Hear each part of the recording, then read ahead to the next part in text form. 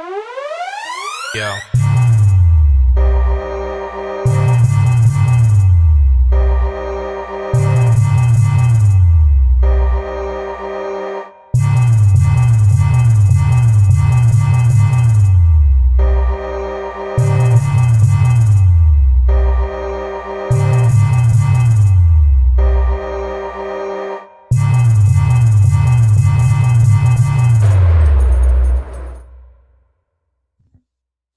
Hey, what is going on, y'all? I'm definitely excited for the Martymar Show. This is episode 1. I'd like to welcome you all and thank you for tuning in and joining. Please share and like. And after this episode is posted, I look forward to hearing you guys' thoughts and opinions about what I'm going to talk about today. God knows it's such a heavy topic that's going on. It definitely impacts me, and it not only does it impact me, but it impacts everyone, right? So we'll definitely kind of talk about that. Thank you for tuning in again. My show will be on Facebook, Instagram, YouTube, and also Spotify. So please share, like, let people know about the show. This show is really going to be about just encouraging all people, right? We want to talk about, finances, education, relationships, just social injustice, community, just all these type of things, mental health. We're really going to dive in. This show is not going to be a show about, any ratchetness or anything like that. So, if you're looking forward to hear anything like that, you won't really hear that on this show. This is all about being positive, and just enlightening people on various topics that thus as minorities or not can kind of learn from and take back to our communities to get us to think. So again, welcome to the Martymar Show. Um, let's kind of get into it. I'm so happy to get this thing started. So, in episode 1, the title of today is Black Lives Matter.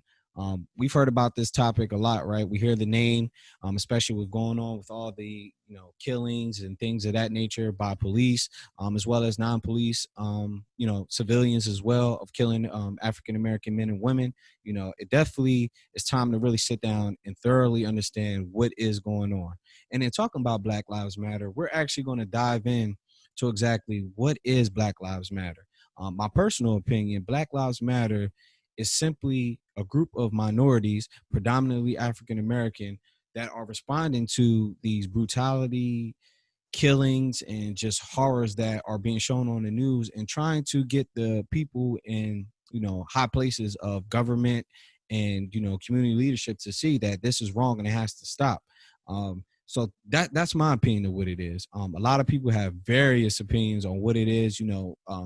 A lot of the leaders who are non-minority consider it to be, just another hate group that's just going around destroying property and, just causing havoc. But I see it as more than that. And, the people that developed this group are, this was not their intention either, to just make another hate group, but actually to encourage, African Americans to get together, to be able to fight the powers that be, to see about change. So, in looking at Black Lives Matter was actually created in 2013 by 3 African American young ladies. Shout out to you, ladies, because to be honest with you, as African American, I did not know that that's what the group was started by.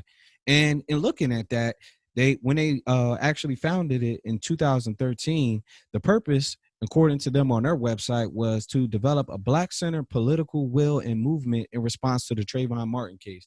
And for those who are not familiar, I know most are, Trayvon Martin was a young African-American male that was killed in Florida.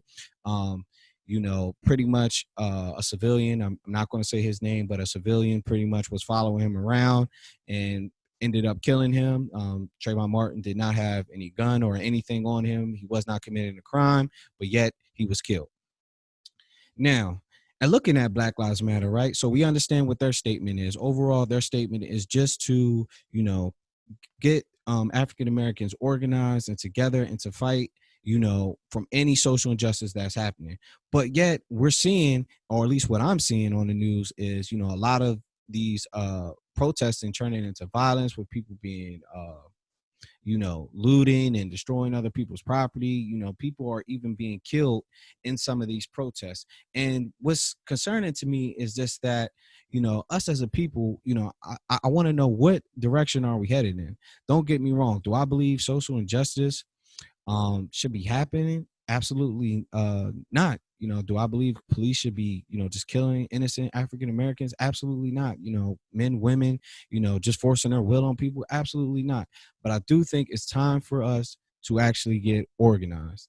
And when we look at Black Lives Matter and we look at the group, here's the interesting thing about the group. Many of us know, but I know many of us may not know. And the reason why I say that is because African American history, let's be honest, is not really taught besides February, which is the shortest month of the year.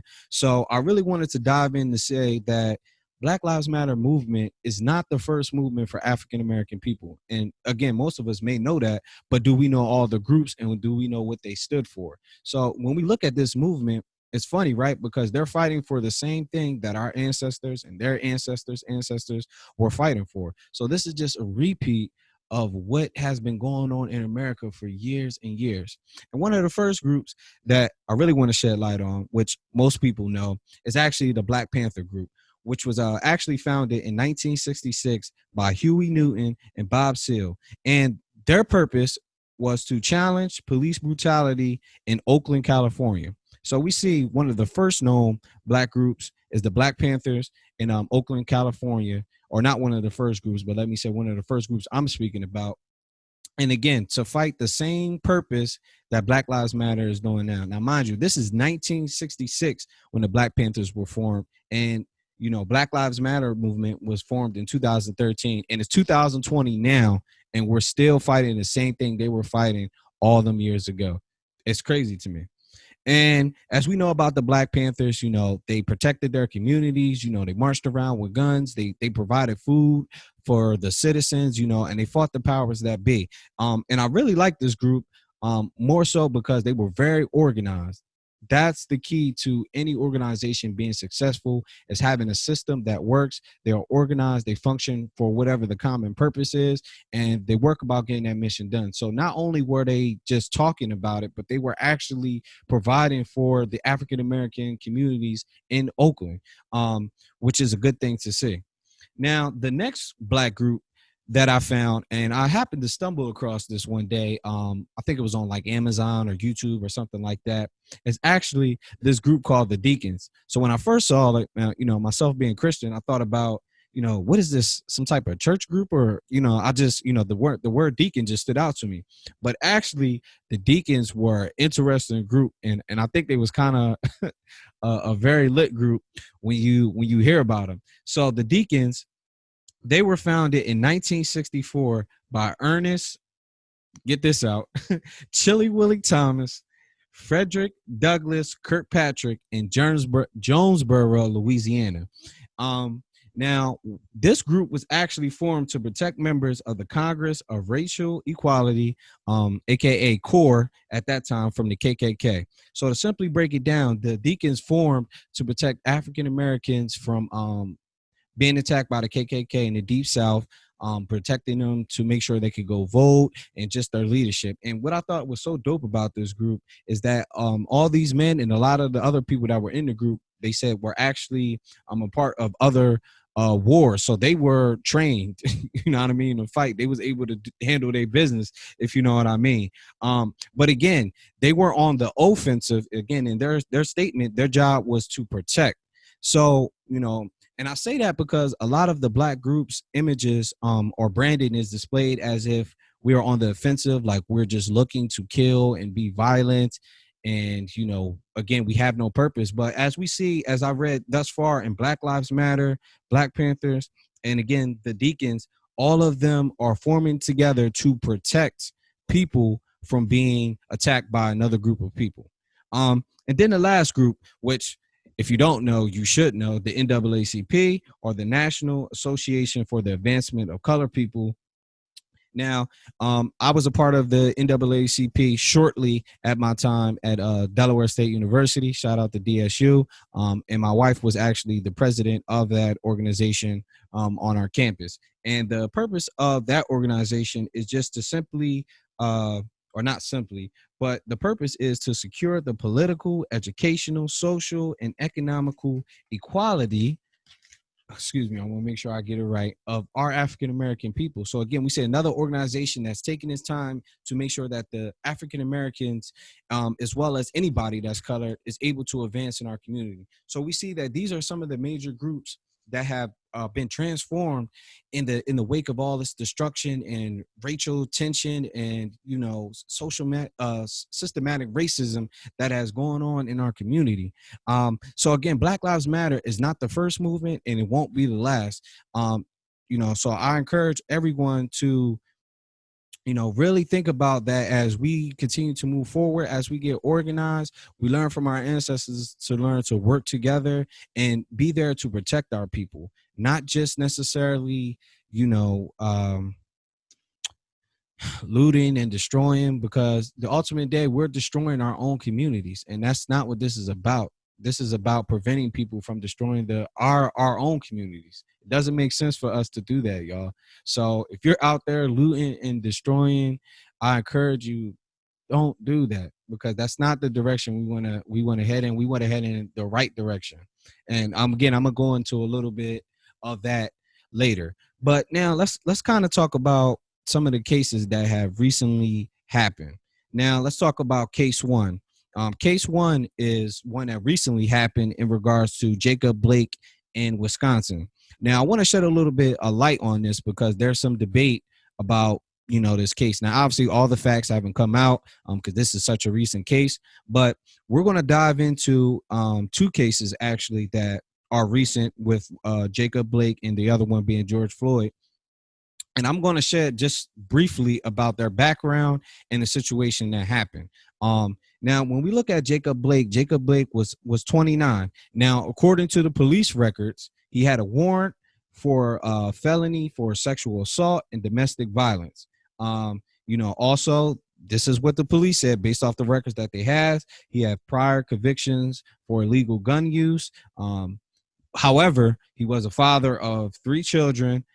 Now, and looking at the situation, if you get a chance, if you don't know about the Jacob Blake case in Wisconsin, he was shot 7 times in the back, or excuse me, I think 7 to 9 times in the back by police. Now, and looking at the situation, supposedly what they're saying is Jacob Blake arrived on the scene. There were some young ladies fighting. Supposedly he took one of the young ladies' keys. And I think this is the lady he had the issue with in regards to, she accused Jacob Blake before this incident of sexually assaulting her. And, he's at the scene. He takes her keys.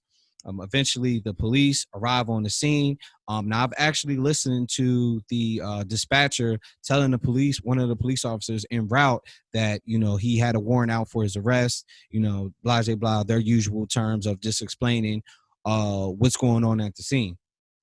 So in watching the video, now again, by the time I saw the video, I only saw the latter end of him walking around the car. But based off the person that actually recorded it, which was a young African American man, as well as eyewitnesses, they say that pretty much the police walked up. Eventually, he began tussling with them to get him off of him. He was also stunned, and they said he still would not, surrender or get down. And then the part where I visualize is actually him walking away from the police. You see one with a stun gun, and I think you see another one with a gun, with the gun drawn, and he walks to the car. He bends down in his car to get something. I'm not sure what that was. And then next thing you know, he is shot in his back. Mind you, there are 3 children in the car. Now, as an African American male and witnessing this scene, to be honest with you, being a father of my own son, I immediately thought about myself. I said, imagine my son being in the back of my car and seeing his father get shot down. And I thought about that, and I said, wow, there's no regard for our lives. There's no patience, and as we look at like the situation that happened in South Carolina with the mass shooting in that church with the Caucasian guy, Dylan Roof, he killed all them people in that church. And, not only was he not shot, but they actually, according to records, that he actually went to like a fast food restaurant to have something to eat and was even offered water. And he was a known killer. It was fact. But for Jacob Blake, he he was just shot down. Now let's think about this in a perspective. If those officers were not Caucasian and they were African American and Jacob Blake was Caucasian, we know they would have been fired right away. They would have been in jail. It would have been complete outrage. Um, we know it would have been a totally different scenario. But the reason why, and some may say, why did I point out the facts about his warrant and his prior conviction? Because I'm a firm believer in this, that let's at least get a whole understanding of who the person is. And the reason why I say that is not to say that, you know, because he had prior convictions of X, Y, and Z that he deserved to be shot. Absolutely not. I do not agree with that. But I feel like, you know, if I'm going to speak about something, let's put everything up front so everybody can be aware. Again, just because he had prior convictions of any criminal record does not mean he should have been shot down. So I just wanted to make that clear. But again, I wanted everybody to know who he was as a person, right? Because we judge a lot off knowing who people are, right? Or we make decisions off people who we sometimes don't know exactly who they are. So let's just put all the facts on the table. You know, but I think what's sad about this case as well is that they used his prior convictions to say this is why he deserved to get shot. And it's a sad thing because, you know, as people, we all make mistakes. I'm pretty sure other people may have things on a record or whatever the situation is, but we don't deserve to die. You know, now my opinion on it, obviously, if he was shooting back at them, that would be a whole different scenario. But we're not talking about that.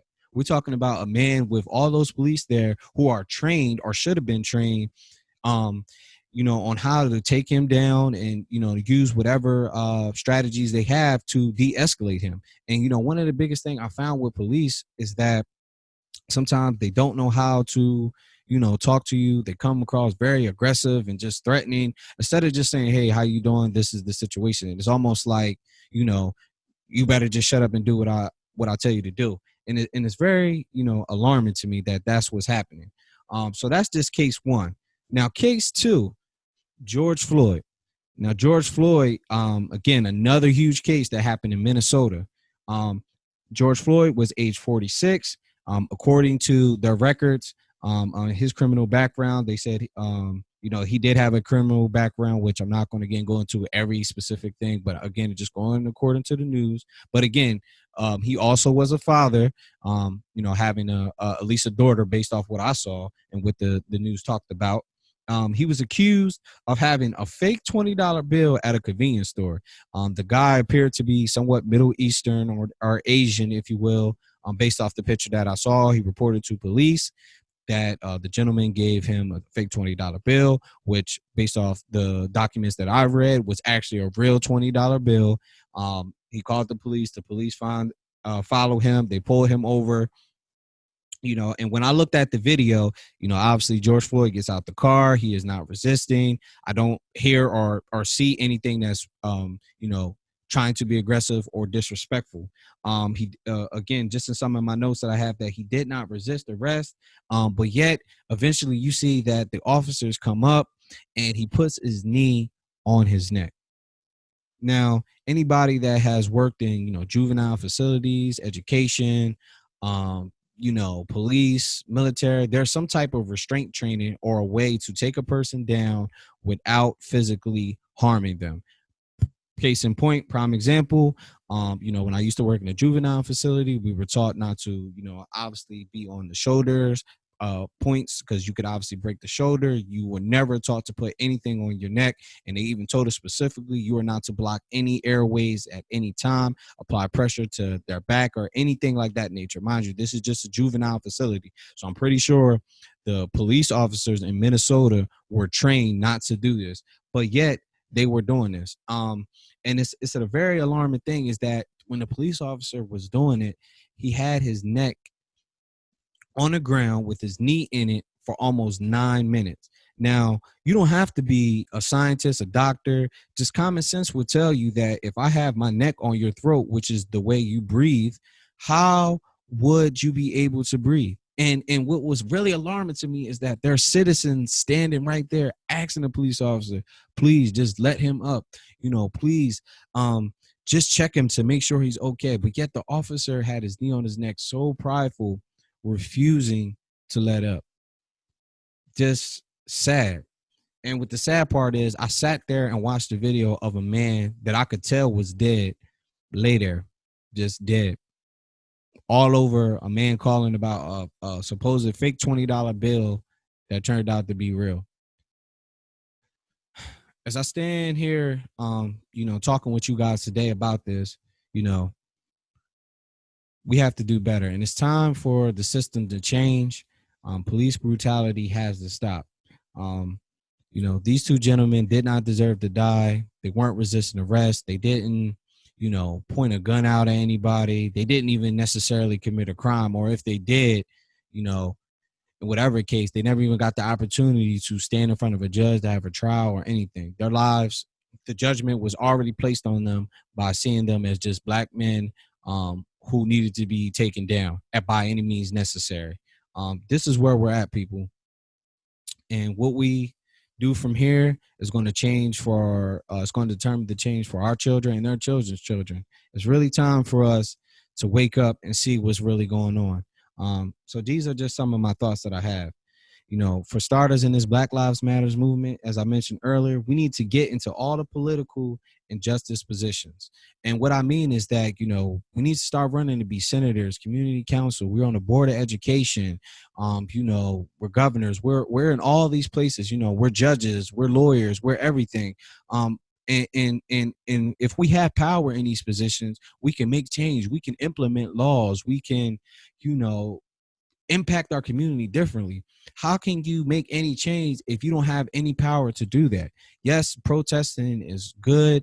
Rallying together is good. Us speaking, having events is good. Us, just talking about things is all well and good. But if we are not in any positions of power, how can we make change? And what I mean in that position of power is not for you to then become a governor and be like the powers that be now, but you actually come in to actually make change and work with the different people, communicate with different people, and come up with fair laws that will, correct this wrong that's going on.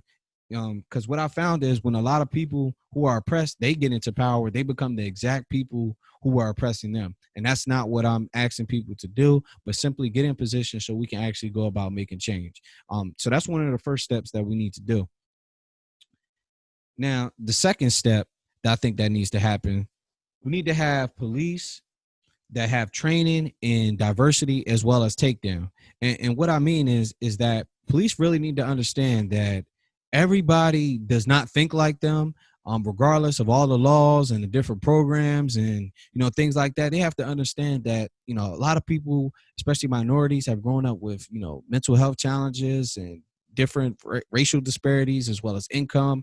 Our thought process changed. When I was growing up, my first mindset was to, kind of live a street mindset in regards to I get it how I get it. I don't care. Not really thinking about how other people feel. Everybody has not been raised in that suburban mindset, and understanding that all people are different, but that does not mean that because they are a different color, different race, speak a different language, whatever it is, that doesn't mean they deserve to just be treated in any type of way. So we really need to change that and get them to see that, for one, all people they're just people. It doesn't matter. Crime happens in, African American communities, Caucasian communities, just every other community there's crime. And so just because it's an African American doing it doesn't mean that it's worse than another type of race committing a crime. Secondly, police need training. This is evident. I mean, again, I'm just to say it again, just so we can be all on the same page. The police need training. And what kind of training should they have? For one, they need restraint training for themselves. There should be no reason at any time you guys are just walking up on innocent citizens with a gun when they don't have a gun or you're not sure. Now, obviously, just for clarification, my issue is I have no problem with all the police, because I know it's not all the police that are doing things that are inappropriate. I have friends who are part of police departments, and they are not like that. And I know that because I knew them before that. So I know that their character will be in right judgment. So in saying that, they need training on just learning how to de-escalate people. Myself being an educator, we're taught how to, de-escalate children in a certain type way, and get them to calm down, and be able to, in so many words, negotiate on how we can make things better and work out whatever situation that's going on, right?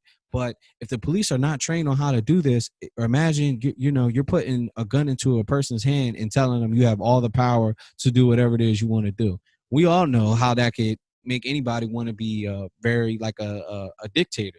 So we want to make sure that they get the proper training on how to de-escalate people verbally as well as physically, right, without harming any damage, right? Because according to the law, a person is innocent until proven guilty. But according to some of the videos that I'm seeing, a person is guilty until proven innocent, especially if they're African American, or anybody of color. So the police need training, and especially diversity training, as well as this is a good point that also just came to me, as well as diversity in the police station, right?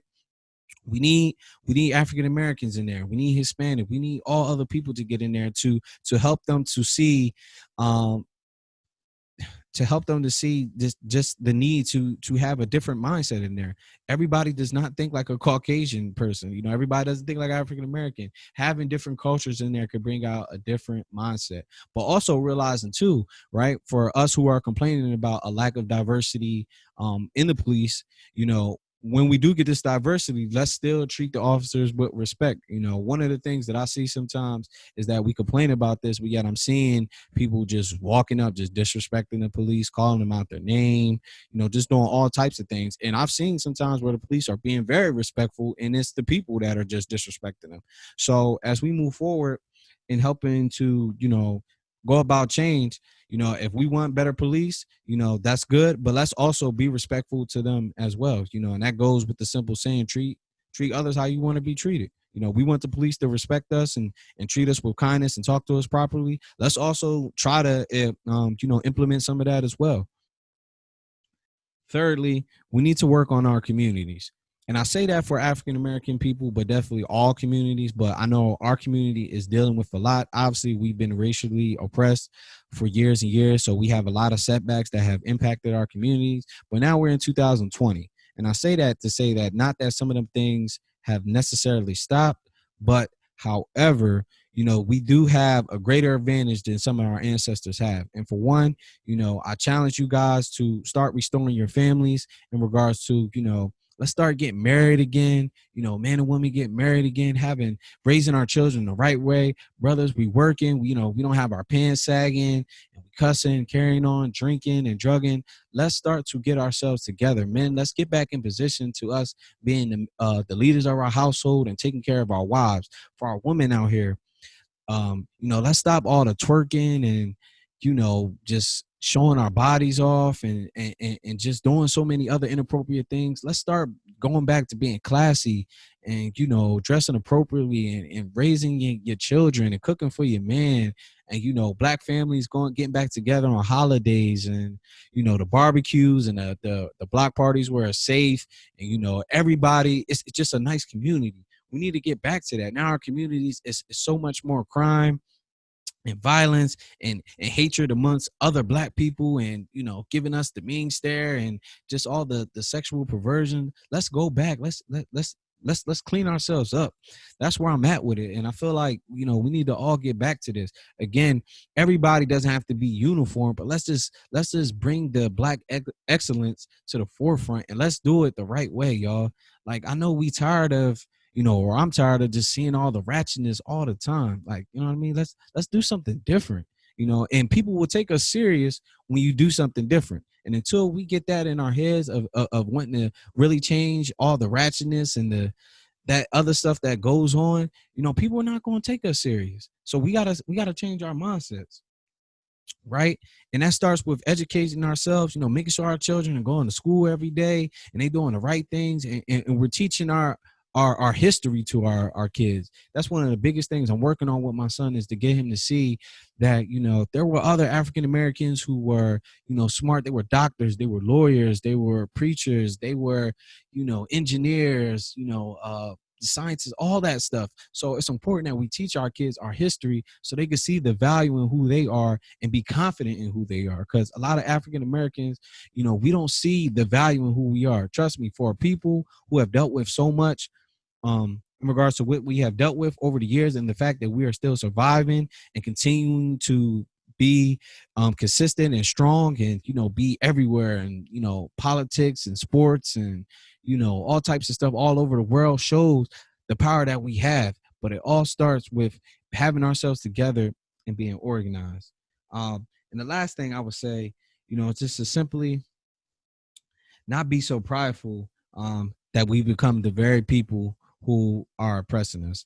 And I found something. I was on this Facebook group, and it kind of talked about, it was the Facebook group was for African American business owners and for people to support Black business, which I agree. I am a Black business owner. I might as well shout my business out right now. My company is called New Visions Life Coaching, where I do life coaching, business consulting, marketing, etc.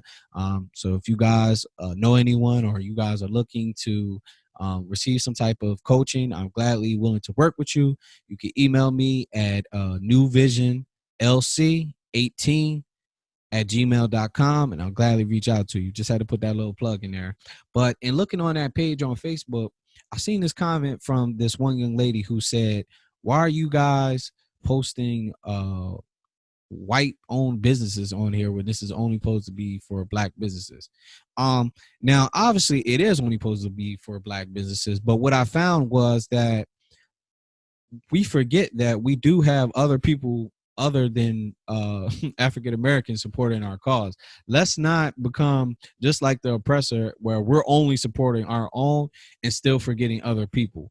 And when I saw that, it really bothered me, because I said, you have African Americans telling you that this company is a good company to have. They're vouching for the company. It's not to just displace any other African American business, or to say that Black business is not better than anybody else's business. But for her to do that is pretty much saying that only our business matters, and or at least my opinion. And I didn't like that.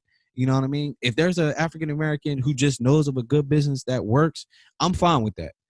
But let's not just become the oppressor and say, well, okay, if it's not Black, I'm not supporting it. My goal or my mission right now is to support Black business as much as I can, but I'm also going to support everybody else as well, because some other people have businesses that are quality. They do the job that they're going to function. Because what we don't want to have happen is, let's be real to my people, we don't want to have businesses where we're solely just supporting Black business, and the business may not be good. They may not be quality. They may not provide the best service. We want to support the best Black businesses that do the job the correct way.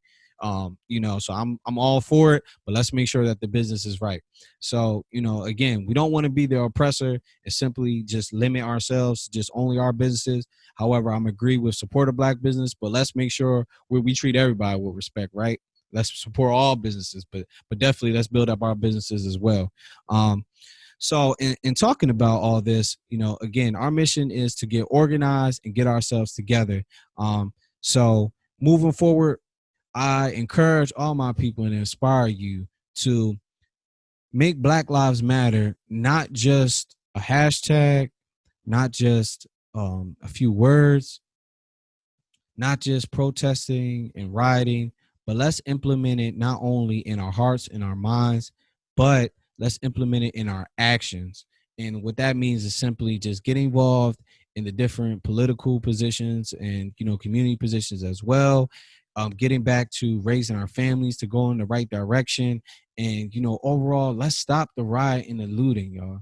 Because all we're doing is destroying our country. You know what I mean? We're here, regardless of how we got here. We're here now, and we need to make things right. But again, the best way we could do that is by getting in position to make the change. So it starts with us today. So I encourage you guys all to do that. So we're going to close out this episode of episode 1, talking about Black Lives Matter. As this video get posted, I'm interested to hear you guys' thoughts about Black Lives Matter. And the question that I pose is, how do we move forward and Black Lives Matter. This is the Martymar Show, episode 1. I appreciate you guys for being on. Again, you can follow me on Facebook, which is just my name, Lamar Alexander. My Instagram, _Martymar610. You can also follow my YouTube channel, which is Lamar Alexander. And we'll also be on Spotify, and you can look up the Martymar Show. Tune in for episode 2, which will be coming out soon. I'm very excited for that episode. That next episode will be called Young, Fly, and Saved. And we're going to have a special guest on there. So I look forward to doing that and see you guys soon. All right. Martymar.